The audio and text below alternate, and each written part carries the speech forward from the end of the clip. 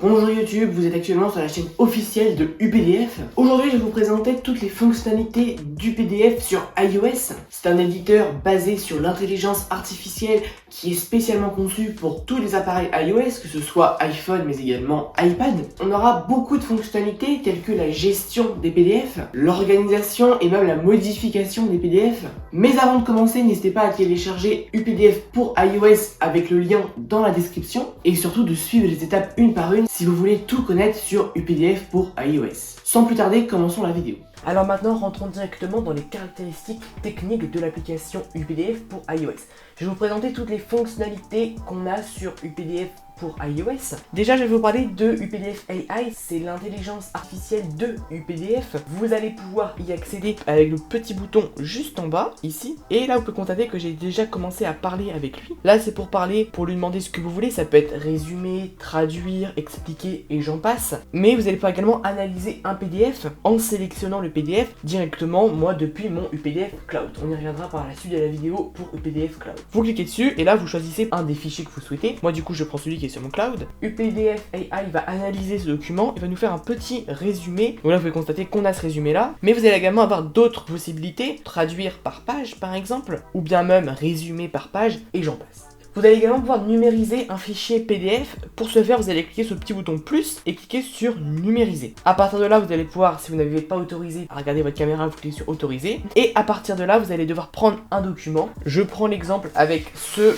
petit bout de papier où il y a marqué mon prénom. C'était pour une carte d'anniversaire. Voilà, vous savez tout. Et je le pose et ça va automatiquement scanner. Et c'est UPDF qui lui-même va scanner le document. Vous allez soit choisir sur automatique ou soit sur manuel. Donc là, moi du coup, c'est bon. J'ai scanné 2 fois le même document.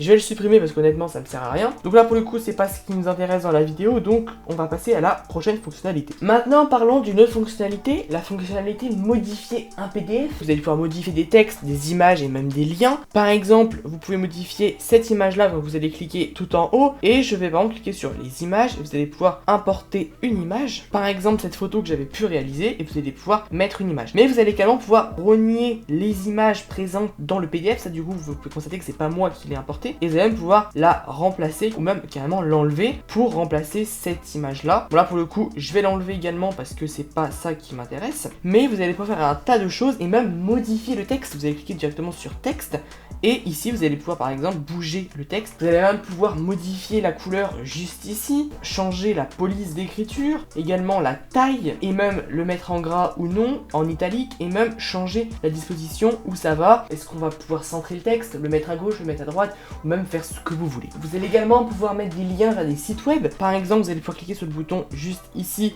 et cliquer sur le petit logo lien et vous allez pouvoir choisir soit de mettre un lien vers un site web en particulier ou un lien vers une page du document PDF. Je le pose n'importe où et là je marque le lien en question et je peux régler tout type de détails. Ça peut être par exemple sa couleur. Vous allez également pouvoir mettre des filigranes en cliquant sur ce bouton juste ici et en cliquant sur ajouter ou même modifier un filigrane si vous en avez déjà mis un. Moi j'ai cliqué sur ajouter un filigrane, je vais pouvoir saisir le contenu, donc je vais marquer UPDF par exemple. Si vous voulez le mettre par exemple en gros, en petit, changer même sa couleur et j'en passe. Maintenant parlons d'une autre fonctionnalité qui va vous servir à créer des PDF.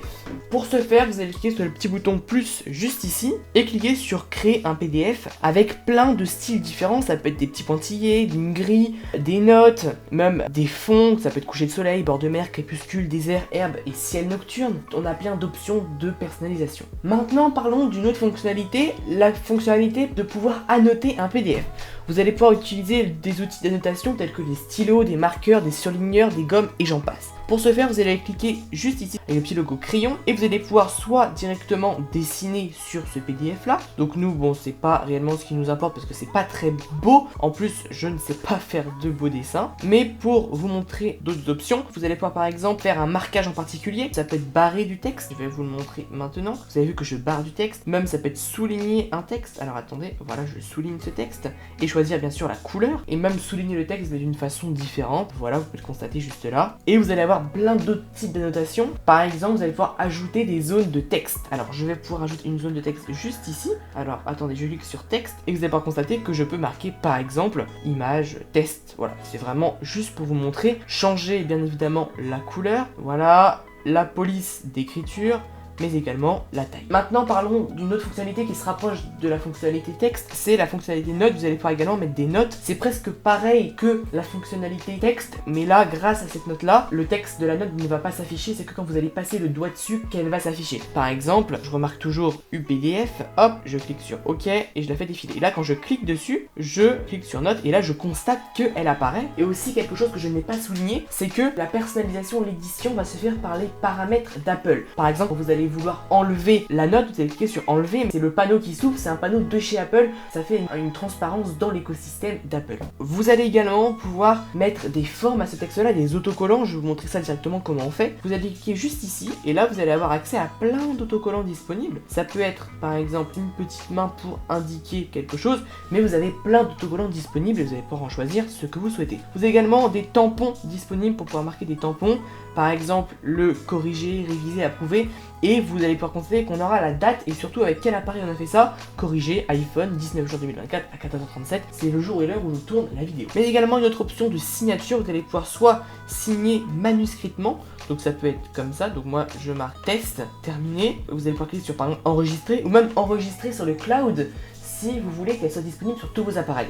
Donc là, juste cliquer sur enregistrer parce que je vais pas enregistrer cette signature et vous allez pouvoir la régler et la changer de place où vous souhaitez le mettre. Une autre fonctionnalité notable est que vous allez pouvoir réduire la taille du fichier PDF en question, donc ça peut être n'importe lequel. Vous allez pouvoir le compresser, donc en ouvrant déjà votre fichier PDF, donc moi j'ai déjà ouvert mon fichier PDF qui a été un peu modifié, c'est pas très joli ce que j'ai fait, mais bon c'était juste pour l'exemple. Mais vous allez pouvoir cliquer sur le petite flèche tout en haut à côté du petit logo Home et cliquer sur réduire la taille du fichier. Et vous allez pouvoir choisir soit flash, soit rapide, soit normal ou soit lente. Et vous allez pouvoir constater qu'on aura différentes tailles et c'est extrêmement pratique. Vous allez pouvoir choisir bien sûr où vous allez enregistrer ce fichier. Vous allez également pouvoir organiser vos fichiers PDF, c'est-à-dire que vous allez pouvoir par exemple organiser les pages s'il y en a plusieurs. Donc moi ce que je peux faire c'est que je peux par exemple bouger la page 1 pour la mettre en page 2, mais bon c'est pas ce que je vais faire. Mais vous avez vu que si vous avez un gros fichier PDF où il y a plein de pages mélangées, vous allez pouvoir les ranger. Vous allez pouvoir faire pivoter la page par exemple. Vous allez pouvoir extraire juste une page, la fractionner et insérer un autre fichier PDF même, ou même bien copier la page ou la partager. Maintenant parlons d'une autre fonctionnalité, la fonctionnalité de protéger votre PDF à l'aide d'un mot de passe. Alors pour ce faire, vous allez pouvoir ajouter un mot de passe lors de l'ouverture, c'est-à-dire que vous allez cliquer toujours sur la petite flèche là et cliquer sur mot de passe. Et à ce moment-là, vous allez pouvoir définir un mot de passe d'ouverture. Donc moi j'ai marqué 1, 2, 3, 4. Pour protéger votre PDF, vous allez également pouvoir ajouter des filigranes, mais ça je vous ai déjà montré comment on le faisait. C'est juste ici dans filigrane et choisir le filigrane que vous souhaitez. Mais également pour pouvoir protéger vos mots de passe directement sur votre appareil, vous allez pouvoir utiliser Face ID et c'est là que ça devient super bien. C'est que vous allez pouvoir intégrer l'écosystème d'Apple, les fonctionnalités de votre appareil Apple directement sur l'application UPDF. Pour ce faire, vous allez par exemple prendre un document. Donc moi j'ai un document vierge qui est juste ici et je vais le mettre dans mon espace de sécurité. Et quand je vais cliquer dessus, vous allez pouvoir constater, voulez-vous autoriser UPDF à utiliser Face ID? Alors ça peut être Face ID ou même Touch ID si vous avez un plus vieil iPhone. Donc moi je clique sur autoriser. Là, ça me le déverrouille et là, vous pouvez constater que j'ai le document. Mais si je reviens en arrière et que je veux déverrouiller, donc là, je mets ma main, ça ne fonctionne pas, vous pouvez constater, Face ID n'est pas détecté, et ben je ne peux pas rentrer dans le dossier sécurisé. Et maintenant, parlons d'une dernière fonctionnalité, je pense que c'est une de mes fonctionnalités préférées, c'est UPDF Cloud. Tout va être interconnecté, tous vos appareils vont être interconnectés entre eux grâce à UPDF Cloud. Vous allez pouvoir l'ouvrir et vous allez pouvoir télécharger, renommer, partager, ou même modifier vos fichiers PDF sur Windows, Mac et même iOS, c'est ce qu'on fait maintenant, et même sur Android. Et là vous pouvez constater qu'on a plein de documents que j'ai pu moi-même mettre ici et je peux même les ouvrir sur mon ordinateur Windows. Ces documents là je les avais mis lors de la toute première vidéo que j'avais faite sur UPDF pour présenter UPDF sur Windows, donc vous pouvez aller la voir. En tout cas je pense que je vous ai fait un peu le tour de toutes les fonctionnalités du PDF sur iOS. On passe à la prochaine partie. Pour conclure cette vidéo de présentation du PDF pour iOS, je pourrais vous dire qu'il y a également d'autres fonctionnalités que je ne vous ai pas parlé, dont la lecture de PDF, l'espace de sécurité et j'en passe. UPDF pour iOS est là pour tout réunir à un seul et même endroit et surtout grâce au cloud, si vous avez plusieurs appareils avec lesquels vous allez l'utiliser, vous allez pouvoir regarder tous vos fichiers avec n'importe quel appareil grâce à UPDF Cloud. En tout cas, je vous recommande de télécharger UPDF. Si vous le souhaitez, il y a un lien en description pour aller le télécharger directement. N'hésitez pas, en plus il est beaucoup moins cher que la plupart des éditeurs PDF. En tout cas, si la vidéo vous a plu, n'hésitez pas à mettre un gros pouce bleu dans la part des pouces bleus, à mettre un petit commentaire si la vidéo vous a plu et même si vous avez des questions. En tout cas, prenez soin de vous. À bientôt dans la prochaine vidéo. Allez, bye tout le monde.